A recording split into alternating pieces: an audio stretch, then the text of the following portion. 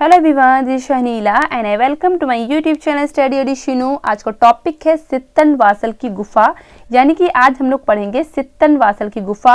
यानी काफ़ी गुफाओं को हम लोगों ने कवर कर लिया है, तो सभी का वेलकम है हमारे यूट्यूब चैनल स्टडी एडिशनो पे। सभी को नमस्कार, सभी को अस्सलाम वालेकुम। ठीक है, तो आज का टॉपिक है सित्तन वासल की गुफा। इसके बाद आपकी दो गुफाएं बचेंगी, एक आपकी बचेगी एलोरा गुफा और दूसरी आपकी बचेगी एलिफेंटा गुफा। यानी काफ़ी गुफाओं को यहाँ पर हम लोगों ने कवर कर लिया है। तो आज का टॉपिक क्या है? सित्तन वासल की गुफा। इसके बाद हम लोग पढ़ेंगे एलोरा की गुफा, उसके बाद हम लोग पढ़ेंगे एलिफेंटा की गुफा को पढ़ेंगे। ठीक है, तो सबसे पहले हम देखेंगे सित्तन वासल की गुफा पड़ती कहाँ है, किस राज्य में पड़ती, किस जिले में पड़ती, किस जगह पे पड़ती है। ठीक है, किस काल की ये गुफा है, ठीक है, किस नदी के पास में है, कितने चित्र मिले हैं, किस धर्म से रिलेटेड है। तो काफ़ी चीज़ें यहाँ पर हम लोग क्लियर करने वाले हैं। तो वीडियो को आप लोग क्या करिएगा, बहुत ही ध्यान से देखिए और अपने साथ कॉपी पेन लेके बैठिए और साथ में आप नोट्स बनाते चलिए, क्योंकि जब आप नोट्स बनाते हैं तो आपको चीज़ें वहीं पर लर्न हो जाती हैं। और इस तरीके से हम लोग इस लेक्चर को भी इस तरीके से करेंगे कि सारे पॉइंट आपको वीडियो को देखते ही आपको चीज़ें लर्न हो जाएं। यानी कि वीडियो को आप जब होगा वीडियो का, तो आपको लास्ट में सारी चीज़ें आपकी याद हो चुकी होंगी। लेकिन इसके लिए आपको करना क्या होगा, तो इसके साथ अपने साथ आप कॉपी पेन लेके बैठिए और साथ में नोट्स बनाइए, क्योंकि जब आप नोट्स बनाएंगे तो आप चीज़ों को ध्यान से सुनेंगे।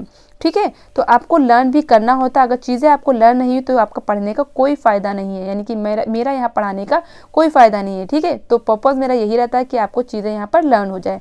अब हम लोग बात करते हैं, टॉपिक पे बात करते हैं। तो देखिए, अगर हम बात करें सित्तन वासल गुफा की बात करें तो ये किस राज्य में पड़ जाएगी, तो आपको राज्य कौन सा याद रखना है? तमिलनाडु राज्य याद रखना है। कौन सा राज्य हो जाएगा?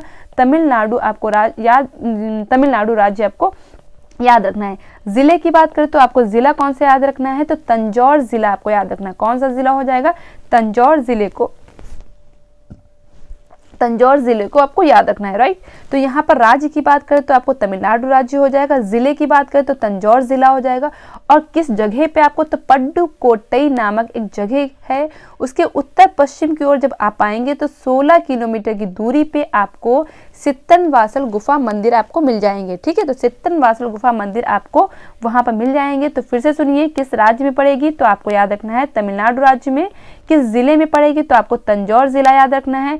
जगह कौन सी हो जाएगी, तो पुडुकोट्टई आपकी जगह का नाम याद रखना है। ठीक है, पड्डुकोट्टई आपको याद रखना है, यानी कि दक्षिण भारत के नाम जानते हैं आप इसी तरीके से होते हैं। ठीक है, और फिर उसके उत्तर पश्चिम की ओर आएंगे तो 16 किलोमीटर की दूरी पे आपको सित्तन वासल की गुफा मंदिर आपको मिल जाएगा।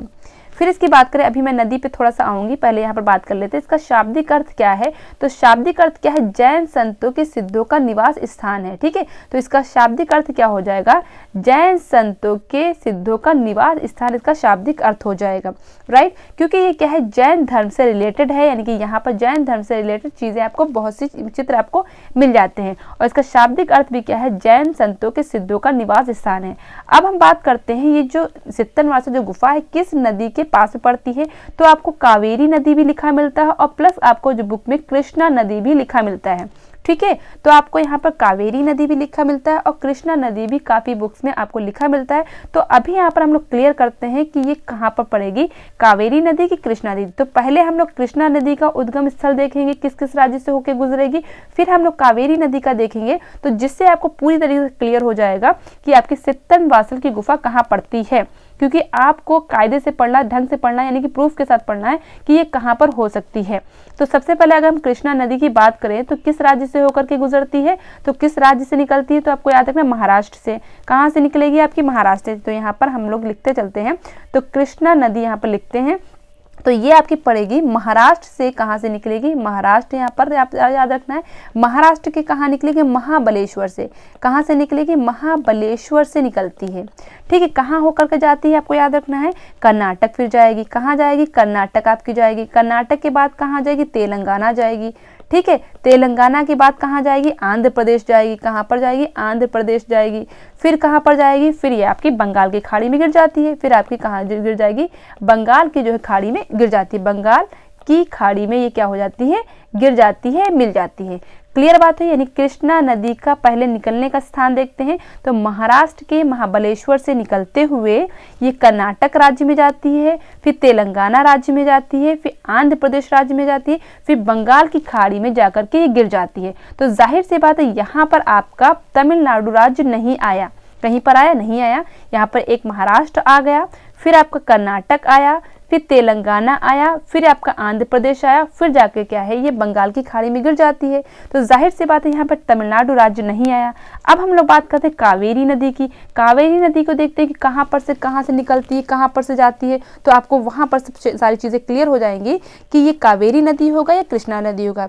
तो कावेरी नदी कहाँ से निकलती है इसकी अगर हम बात करें, यहाँ पर मैं पेन ले लेती हूँ। तो कावेरी नदी की अगर मैं बात करूं तो कावेरी नदी आपकी कहाँ से निकलेगी, तो आपके कर्नाटक के कुर्ग के निकट एक ब्रह्मगिरी पहाड़ी है, ठीक है, यानी कर्नाटक से निकलती है। और ये एक ब्रह्मगिरी पहाड़ी है, ब्रह्मगिरी पहाड़ी, ठीक है। कौन सी पहाड़ी हो जाएगी, ब्रह्मगिरी पहाड़ी है, जो कर्नाटक में आपको याद रखना है, ठीक है। तो कर्नाटक के ब्रह्मगिरी पहाड़ी से निकलते हुए ये कहाँ जाती है, कर्नाटक के बाद कहाँ जाती है, ये तमिलनाडु में जाती है। कहाँ जाती है, ये तमिलनाडु में जाती है। फिर उसके बाद कहाँ जाएगी, तमिलनाडु से बहते हुए तिरुचिरापल्ली, ठीक है, नाम थोड़े से इसके डिफिकल्ट होते हैं। तिरुचिरापल्ली को आपको याद रखना है, तिरुचिरापल्ली को आपको याद रखना है कि निकट बंगाल की खाड़ी में जाकर के गिर जाती है। तो बंगाल की खाड़ी में जाकर गिर जाती है की खाड़ी। तो बात क्लियर हुई यहाँ पर देखिए। तो ये क्या है, कावेरी नदी आपकी कहाँ से निकलेगी, कर्नाटक के ब्रह्मगिरी पहाड़ियों से निकलती है, तमिलनाडु जाती है, तिरुचिरापल्ली से होते हुए ये बंगाल की खाड़ी में गिर जाती है। तो देखिए आपके सित्तरवासल की गुफा भी कौन सा राज्य आ रहा है, तमिलनाडु राज्य आ रहा है, और यहाँ पर भी आपको कौन सा राज्य आ रहा है, तमिलनाडु राज्य आ रहा है। तो इस तरीके से यहाँ पर आपको क्या याद रखना है, कावेरी नदी को याद रखना है, ना कि कृष्णा नदी को, क्योंकि आपका कुछ बुक में कृष्णा नदी भी यहाँ पर मिलता है। तो आपको ये चीज़ क्लियर हुई। तो आई थिंक अब आपको चीज़ क्लियर हो गई कि आपको कृष्णा नदी पे जाना है या कावेरी नदी पे जाना है। तो यहाँ पर आपको कौन सी नदी मिल जाएगी, यानी कि तमिलनाडु कहाँ मिल जाएगा, आपको कावेरी नदी में मिल जाएगा। तो इस तरीके से आपको चीज़ें बिल्कुल क्लियर आउट करनी है, बिल्कुल चीज़ें आपको समझनी है, एक एक चीज़ समझनी है, कोई डाउट आपका नहीं होना चाहिए। फिर भी अगर आपका कोई डाउट है तो आप मुझे कमेंट बॉक्स में लिखिएगा, तो मैं वहाँ पर चीज़ें क्लियर करने की कोशिश करूँगी। राइट, यहाँ पर मैंने मैप ले रखा है, तो यहाँ पर आपका ये क्या है पड़ जाएगा, तमिलनाडु पड़ जाएगा। ये आपको क्या पड़ जाएगा, तमिलनाडु, और तमिलनाडु में आपकी सित्तनवासल की गुफा यहाँ पर पड़ गई, ठीक है। तो यहाँ पर और भी गुफाएं हैं, उसको आप क्लियर कर सकते हैं, जैसे बाघ की गुफा है, एलोरा की गुफा है, अजंता की गुफा है। तो ये सारी चीज़ें आप, ये बादामी की गुफा है, ठीक है, लेपाक्षी टेम्पल है। तो ये आपको PDF मिल जाएगा, तो आप वहाँ पर देख लीजिएगा। फिलहाल जो बात हो रही है सित्तनवासल की गुफा की बात हो रही है, तो यहाँ पर हम इसी चीज़ की बात करेंगे। फिर अगर हम बात करें, मैंने आपको बताया ये जो गुफा है ये किस काल की है, ये आपकी काल की है, पल्लव काल की कहा जाता था, लेकिन अब आपको याद रखना है ये किस काल की है, पांड्य कला है, यानी कि पांड्य काल की ये गुफा है। कुछ समय पहले इसको क्या कहा जाता है, ये पल्लव काल की है, लेकिन बाद में जब और शोध हुए, जब और उसमें पता लगाया गया, तो पता चलता है ये पल्लव काल की नहीं है, बल्कि पांड्य कला है, यानी कि पांड्य काल की है, ठीक है। अब ऐसा क्यों कहा जाता था, क्योंकि पल्लव जो राजा थे वो भी बहुत ज्यादा कला प्रेमी थे, यानी कि पल्लव वंश के भी जो राजा थे, जो पल्लव जो राजवंश था, तो वो भी क्या है, बहुत ज्यादा कला प्रेमी थे। जिसमें एक राजा थे महेंद्र वर्मन प्रथम। तो महेंद्र वर्मन प्रथम ने सबसे पहले तमिल प्रदेश में, यानी कि तमिल जगह पे, तमिल प्रदेश में चट्टानों को काटकर एकात्मक शैली में मंदिर बनवाए। यानी कि पल्लव राजा महेंद्र वर्मन प्रथम ने सबसे पहले तमिल प्रदेश में चट्टानों को काटकर एकात्मक शैली में मंदिर बनवाए। अब एकात्मक शैली होता क्या है, यानी कि एक पत्थर को जो काटकर चीजें बनवाई जाती हैं उनको क्या कहते हैं, एकात्मक शैली कहते हैं। जैसे मैंने आपको अशोक के टाइम में पढ़ाया था, यानी कि अशोक के जो स्तंभ के बारे में पढ़ाया था, तो मैंने आपको बताया था कि वो क्या है, वो सारे एकात्मक शैली में बने हुए हैं, यानी कि एक ही पत्थर को काट करके वो जो पिलर्स हैं, जो वो स्तंभ है, वो बनाए गए। जब मैंने अशोक स्थापत्यकालीन जो कला पढ़ाई थी, यानी कि जो आपको मैंने मौर्यकालीन स्थापत्य कला पढ़ाई थी, तो उसमें मैंने चीज़ों को क्लियर किया था कि जो स्तंभ जो आपके मैंने बताया था, अशोककालीन स्तंभ और ईरानी स्तंभ दोनों में फ़र्क बताया था। ईरानी स्तंभ क्या है, जो क्या कई पत्थर को काट करके बनाए गए हैं, फिर उनको जोड़ा गया है, जबकि आपके अशोककालीन जो स्तंभ है वो क्या है, वो एकात्मक शैली में बने हैं, यानी कि एक ही पत्थर को काट कर बनाए गए। तो उसी तरीके से यहाँ पर भी आपको याद रखना है कि इन्होंने सबसे पहले क्या है, चट्टानों को काटकर एकात्मक शैली में मंदिर बनाए। किसने, महेंद्र वर्मन को आपको याद रखना है। महेंद्र वर्मन बहुत ज्यादा कला प्रेमी होने की वजह से इनको काफी उपाधियों से नवाजा गया, काफी उपाधि इनको मिली।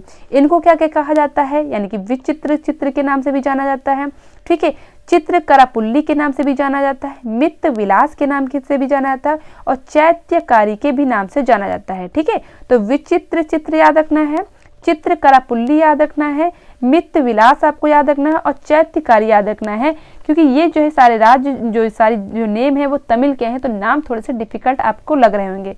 ठीक है, तो महेंद्र वर्मन प्रथम जो था वो बहुत ही ज़्यादा कला प्रेमी था, जिसकी वजह से उसको काफ़ी उपाधियाँ मिली, जिसमें मैंने आपको लिख रखा है विचित्र चित्र, चित्रकला पुल्ली हो जाएगा, मित्त विलास हो जाएगा, और चैत्यकारी जो है ये किसकी सारी उपाधि है, ये महेंद्र वर्मन की सारी उपाधि हैं। ठीक है, फिर अगर हम बात करें जो ये महेंद्र वर्मन था किस धर्म को मानने वाला था, तो ये भी आपको याद रखना, ये जैन मतावलंबी था, यानी कि स्टार्टिंग में क्या था, ये जैव धर्म को मानने वाला था, लेकिन बाद में क्या होता है, ये शैव धर्म स्वीकार कर लेता है, यानी कि शैव धर्म से इंस्पायर होकर के क्या है वो फिर शैव धर्म को अपना लेता है। तो स्टार्टिंग में क्या था, जैन धर्म को मानने वाला था, बाद में क्या इसने शैव धर्म को स्वीकार कर लिया था। तो आपको यही पॉइंट याद रखने हैं, इसी तरीके से एग्जाम में पूछा जाता है। ठीक है, जो चीज़ें मैंने बताई हैं बस इसी तरीके से क्वेश्चन एग्जाम में आते हैं। पढ़ने के तो आप बहुत कुछ पढ़ लीजिए, लेकिन आपको जो चीज़ पूछी जाएंगी एग्जाम में वो चीज़ें अगर आपने नहीं पढ़ी तो आप क्या है आपका जो है नुकसान हो सकता है। ठीक है, तो महेंद्र वर्मन प्रथम की अगर बात करें, महेंद्र वर्मन प्रथम की बात करें तो जैन धर्म को मानने वाला था, लेकिन बाद में इसने क्या शैव धर्म को स्वीकार कर लिया था। अगर इसके पुत्र की बात करें, यानी कि इसका पुत्र कौन था, नरसिंह वर्मन प्रथम जो था इसका पुत्र था। नरसिंह वर्मन प्रथम किसका पुत्र था, तो महेंद्र वर्मन प्रथम का पुत्र था।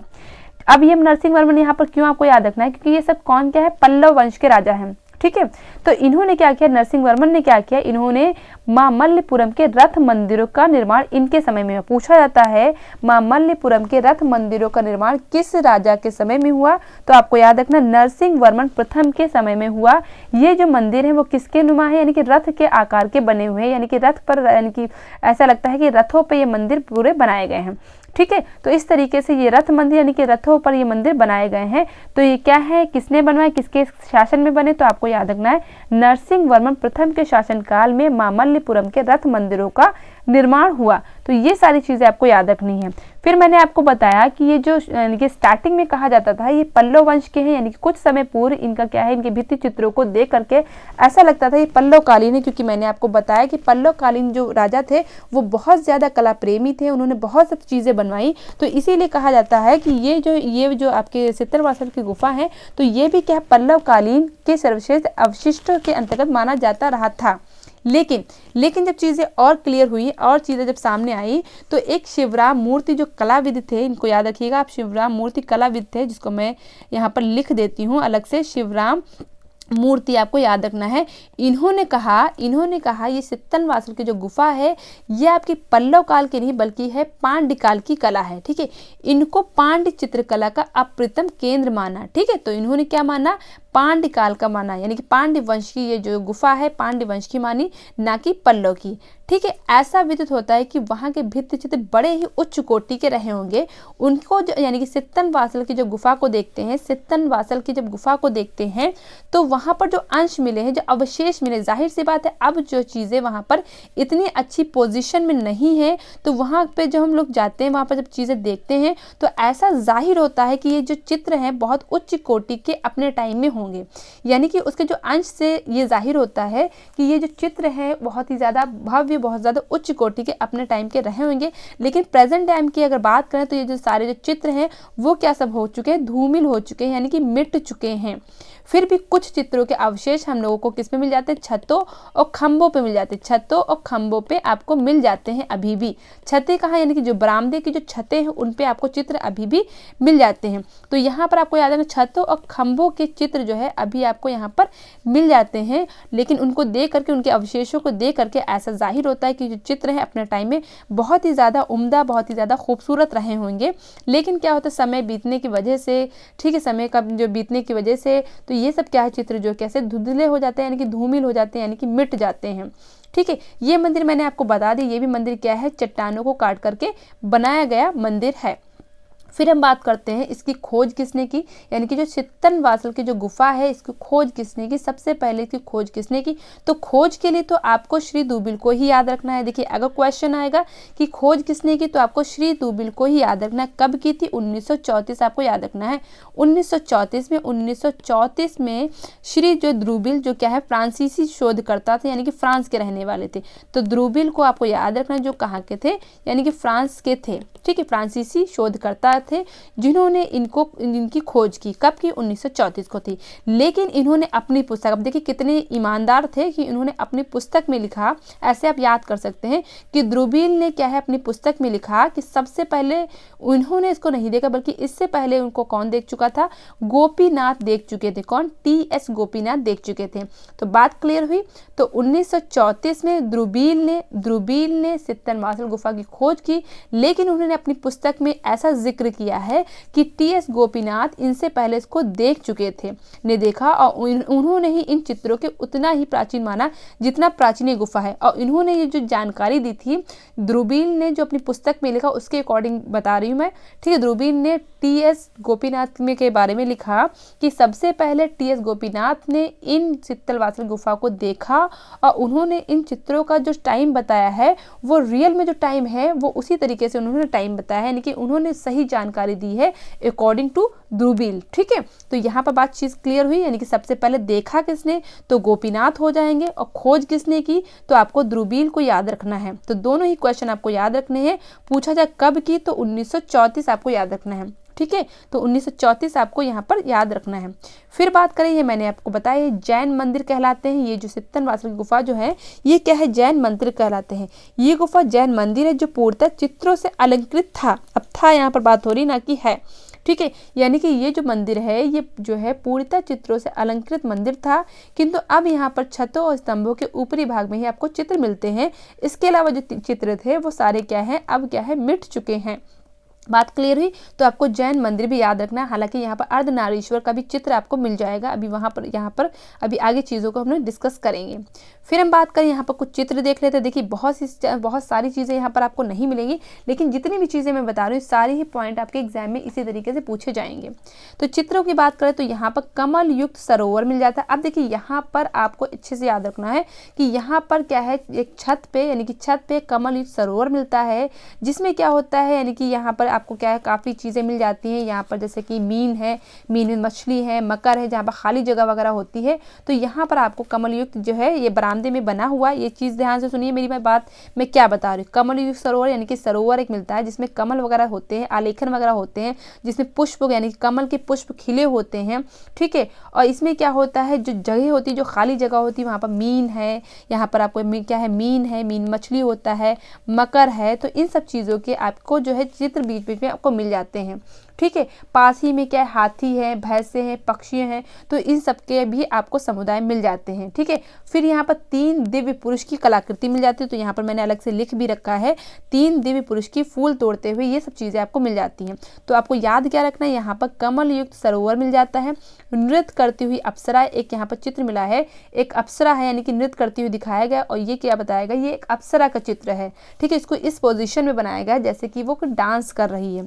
फिर यहाँ पर जैन तीर्थंकर के भी आपको चित्र मिल जाते हैं। और यहाँ पर एक जो सबसे इंपॉर्टेंट चित्र आपको याद रखना, अर्धनारीश्वर का चित्र आपको मिलता है, जो किसका जो है दो तक बता रहा है, किसका बता रहा है कि यानी कि करुण, अर्धनारीश्वर यानी कि शिव जी का चित्र मिलता है, जो क्या है उसको जो उनको क्या दिखाया गया है? अर्धनारीश्वर में दिखाया गया, यानी कि आधा नारी और आधा जो है पुरुष के रूप में दिखाया जाता है। तो कहने का सेंस मेरा ये है। और इनको जो है क्या है? किस रूप में दिखाया गया? यानी करुणा और शांत रस में डूबे हुए दिखाया गया। किसको? भगवान शिव को दिखाया गया है। तो इस तरीके से आपको याद रखना है। इन्होंने क्या है? महादेव को जटाओं को, यानी कि जो महादेव कहा जाता है आपको पता ही है, तो जो ये क्या जो शिव जी हैं, तो ये क्या है? अपने ऊपर क्या जटाओं के मुकुट का जूड़ा वगैरह लगाए हुए, यानी कि जो जटाएं जो उनकी हैं, तो इस तरीके से जटाओं वगैरह को भी दिखाया गया है, ठीक है। तो कहने का सेंस मेरा ये है कि जो यहाँ पर शिव जी को अर्धनारीश्वर के रूप में जटाओं के साथ में बहुत ही करुणा और शांत रस में डूबे हुए दिखाए गए हैं। फिर यहाँ पर आपको राजा रानी का चित्र भी आपको यहाँ पर मिल जाता है, और मैंने आपको यहाँ पर बता ही दिया। यहाँ पर 3 देव पुरुष फूल तोड़ते हुए यहाँ पर दिखाए गए हैं। तो इस तरीके से काफ़ी चीज़ें आपको यहाँ पर मिल जाती हैं। यहाँ पर चित्र जो है, और ये सारे जो चित्र हैं वो क्या है? इतनी अच्छी पोजीशन में नहीं है, ये भी आपको याद रखना है, ठीक है। तो ये जो 3 जो दिव्य पुरुष आकृति जो मिली है, ये भी आपको याद रखना है। किस रंग में है? तो गहरे लाल रंग में या पीले रंग में, ठीक। गहरे लाल व एक पीले रंग में बना हुआ है। तो इसकी अगर बात करें तो ये क्या है? एक गहरे लाल रंग व एक पीले रंग में बना हुआ है। तो इस तरीके से सारे चित्रों को आपको अच्छे से याद रखना है। आपको कोई चीज़ यहाँ पर मिस नहीं करनी है। तो एक एक चीज़ को आप जब क्लियर करेंगे तो आपको चीज़ें यहाँ पर आपको क्लियर हो जाएंगी, ठीक है। तो इस तरीके से फिर से यहाँ पर कवर कर लेते हैं। कमल युक्त सरोवर हो जाएगा, नृत्य करती हुई अप्सरा हो जाएगा, जैन तीर्थंकर हो जाएंगे, अर्धनारीश्वर का चित्र मिला है और राजा रानी का चित्र मिला है, और 3 दिव्य पुरुष फूल को तोड़ते हुए यहाँ पर दिखाया गया है। तो यहाँ पर आप देख सकते हैं, ये आपका सरोवर है, ये छत पे बना हुआ, इसी को यहाँ पर दिखाया गया है। तो ये सब चित्र आप देख सकते हैं जो क्या है, पूरी तरीके से धूमिल हो चुके हैं, पूरी तरीके से मिट चुके हैं, अब वो बिल्कुल क्लियर नहीं है। आगे हम बात करें सित्तल वासल गुफा के चित्रों की विशेषता की बात करें, तो इसकी विशेषता में आपको याद रखना, यहाँ पर क्या है, 2.25 चश्म चेहरों का अंकन है जो पल्लव कालीन युगीन की देन है। यानी कि पल्लव वंश में क्या होता था, 2.25 चश्म चेहरे का अंकन होता था, इसीलिए हो सकता है इसको कहा जाता हो पल्लव कालीन की ये देन है, यानी पल्लव वंश की है। लेकिन बाद में पता चलता है ये पल्लव वंश की ना होकर के बल्कि क्या है, ये पांड्य वंश की है। ठीक है, तो कहने का मेरा सेंस यह है, यहाँ पर अगर पूछा जाए कितने चश्म चेहरे बने हैं, तो आपको 2.25 चश्म चेहरे बने। 2.25 का मतलब पूरे 2 चश्म चेहरे नहीं बने। चश्म का मीनिंग मैंने आपको बताया था, चश्म मीन्स क्या होता है, आंख होता है। तो यहाँ पर दोनों आंखों को ना दिखा करके बल्कि 2.25 चश्म चेहरों का अंकन हुआ है, किसमें, सित्तन वासल की गुफा में हुआ है। ठीक है, यहाँ के जो चित्र हैं इनका विषय की अगर बात करें तो ये जैन और जैनेतर के हैं। ठीक है, चित्रों के विषय की बात करें तो आपको जैन व जैनेतर याद रखना है, जो पूर्णतः क्या है, लौकिक है, यानी कि दुनियावी है। ठीक है, तो यहाँ पर अलौकिक चीजें ना होकर के बल्कि लौकिक चीजों, दुनियावी चीजों का यहाँ पर अंकन हुआ है। फिर अगर हम बात करें इसमें जो वर्ण विधान है, जो इसमें कलर लगाने की जो तकनीकी है, जो किस तरीके से कलर लगाए गए हैं, तो अगर इसकी बात करें, जो इसमें कलर जो है वो बहुत ही उत्तम श्रेणी के लगाए गए हैं। यानी कि उनको देखने से ऐसा जाहिर होता है जो कलर लगाने का जो तरीका है बहुत ही बेहतरीन है। यहाँ पर पीले रंगों का यूज हुआ है, हरे रंगों का यूज हुआ है और भूरे रंगों का यूज हुआ है। ठीक है, यहाँ पर आपको जो पीले और हरे रंग के जो चित्र मैंने आपको बताया, जो सरोवर आप देखते हैं, तो वहाँ पर क्या है, पीले और बदरंग हरे रंग का यूज आपको मिल जाता है। ठीक है, जो इन रंगों को देखने से क्या लगता है, यानी कि इन रंगों के जो चित्र देखते हैं तो देखते ही क्या हमारे नेत्र क्या आकृष्ट हो जाते हैं, मतलब अट्रैक्ट हो जाते हैं। बदरंग पीले और बदरंग हरे का चारु योग सरोवर के आलेखन में मिलता है। चारु योग सरोवर के आलेखन में आपको जो है हरा और पीला आपको रंग मिल जाता है। तो ये सारी चीजें आपको याद रखनी है। तो मैंने आपको चारु कला और कारू कला भी पढ़ा रखा है। ठीक है, तो आप वहां पर देख सकते हैं। तो पीले और बदरंग हरे का यूज जो हुआ है वो चारु योग सरोवर, जो आपको मैंने बताया था जो कमल वाला सरोवर था, तो वहां पर आपको पीले और बदरंग हरे रंग का जो है यूज मिल जाएगा। ठीक है, आकृतियों को गौर वर्ण का दर्शाने के लिए चित्रकार ने पीले रंग का यूज किया है। यानी कि आकृति को मुख्य रूप से दर्शाने के लिए क्या है, पीले रंग का यूज किया है। जो मेन आकृति है उसको क्या है, पीले रंग का दिखाने का यूज किया है। तो इस तरीके से आपको क्या क्या चीजें याद रखनी है। यहाँ पर 2.25 चश्म चेहरे हैं, पल्लव कालीन की ये देन है। विषय पूछा जाए तो जैन जैनेतर आपको याद रखना है। अगर आपसे विषय पूछा जाए तो आपको जैन या जैनेतर दोनों ही आपको याद रखना है। ठीक है, उत्तम श्रेणी के जो इसमें कलर लगाए गए बहुत ही उत्तम श्रेणी के लगाए हैं। कौन कौन से कलर का यूज हुआ है, तो पीला हो जाएगा, हरा हो जाएगा और भूरा हो जाएगा। तो इस तरीके से आपको चीजें पर इतनी ही पॉइंट याद रखना है। एक पॉइंट ये आपको याद रखना है, एक पॉइंट ये आपको याद रखना है और एक पॉइंट आपको ये याद रखना है। तो इसी तरीके से चीजें आपको याद रखनी है। तो आपको पॉइंट वाइज चीजों को याद रखिए, तो आपको चीजें एग्जाम में आपके जो क्वेश्चन होंगे वो आपके गलत होने की संभावना जो क्या होगी, बहुत ज्यादा कम हो जाएगी। आगे हम बात करें गुफा चित्रों में जो नर्तकियां, जो आप मैंने बताया कि यहाँ पर जो है नर्तकियों का अंकन भी मिला है, यानी कि अप्सरा जो मिली है वो डांस की पोजीशन में है, यानी कि नृत्य करने की पोजीशन में बनाई गई है। तो उनकी हस्त मुद्राएं जो है, हाथ की जो मुद्राएं हैं, वो भाव जो सौंदर्य वो अजंता की याद दिलाते हैं। यानी कि इस तरीके से यहाँ पर जो आपकी अप्सरा मिली है, यानी कि नृत्य करते हुए जो अप्सरा मिली है, तो इस तरीके से उनके हाथों की मुद्रा और जो चेहरे के जो हाव भाव हैं, तो इस तरीके से दिखाया गया। वो किससे मैच करती, अजंता से मैच करती। बहुत इंपॉर्टेंट टॉपिक है। तो ये किससे मैच करेगी, तो आपको अजंता याद रखना है। तो सित्तल वासल की गुफा और अजंता की गुफा, यानी कि सित्तल वासल की गुफा को किससे कंपेयर किया गया है, तो अजंता की गुफा से कंपेयर किया गया है।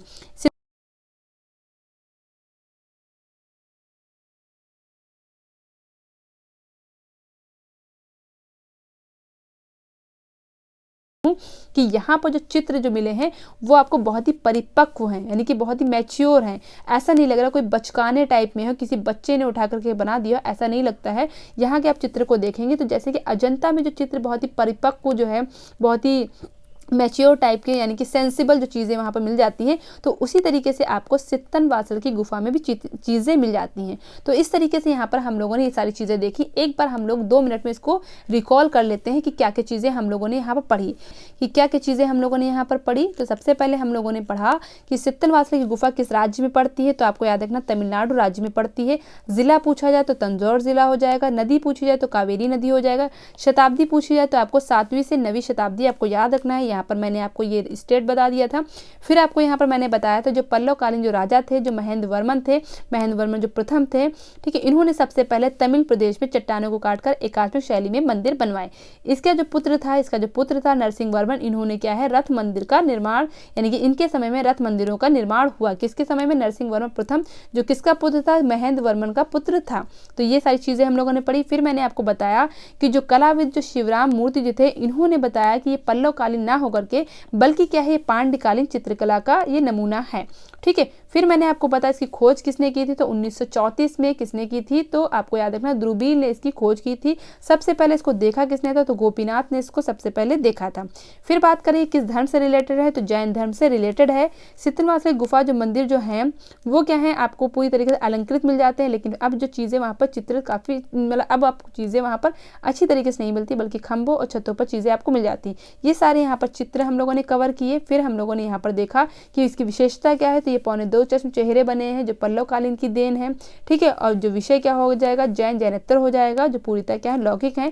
रंगों का यूज की बात करें तो पीला और हरा और भूरे रंग का यहाँ पर यूज हुआ है। तो इस तरीके से यहाँ पर हम लोगों ने सारी चीजें यहाँ पर कवर कर ली सित्तनवासल की गुफा से रिलेटेड, ठीक है। जितनी चीजें मैंने बताई बस इसी से क्वेश्चन आपके बनते हैं। आप जो है प्रीवियस ईयर के क्वेश्चन देखिएगा तो आपको इसी तरीके से सारे क्वेश्चन वहाँ पर मिल जाएंगे, ठीक है। तो आज का ये टॉपिक क्लियर हुआ। तो अब हम लोग मिलेंगे नेक्स्ट वीडियो में नेक्स्ट टॉपिक के साथ। अगर आपको चीज़ें पसंद आई हो तो वीडियो को ज़रूर शेयर किया करिए। बस आपसे मुझे इतना ही चाहिए कि आप वीडियो को शेयर कर दिया करिए, जिससे कि आगे जो है और लोगों तक वीडियोस पहुँचे और हम लोग का जो क्राइटेरिया है थोड़ा सा बढ़े। तो इस वजह से वीडियोस को ज़रूर शेयर कर दिया करिए। तो अब हम लोग मिलेंगे नेक्स्ट वीडियो के साथ नेक्स्ट टॉपिक के साथ। सभी को जय हिंद, जय भारत। पढ़ते रहिए और इसी तरीके से वीडियोज़ को शेयर करते रहिए।